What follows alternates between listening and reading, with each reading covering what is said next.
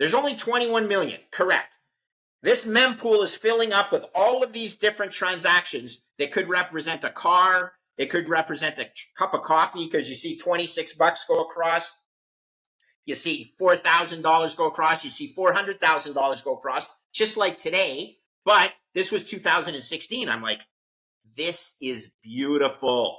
Oh my God. This is the solution to the fiat Ponzi I've been looking for 30 years. Okay. It's living, breathing.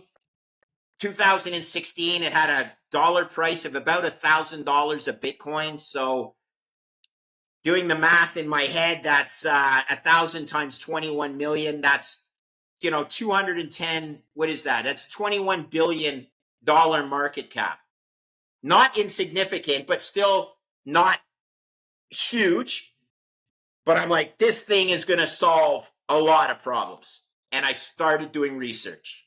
And every time I did research, I became to love it more and more.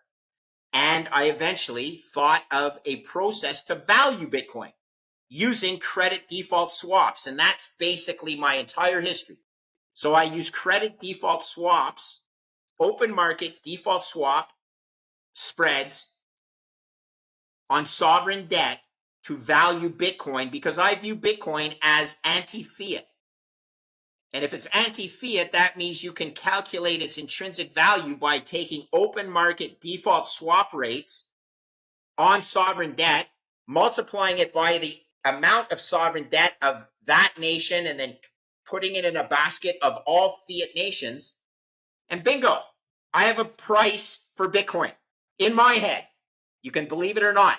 And I'm like, damn, this thing's trading for 21 billion, and I can put a price on it at the time of equating it to a dollar price of Bitcoin at the time.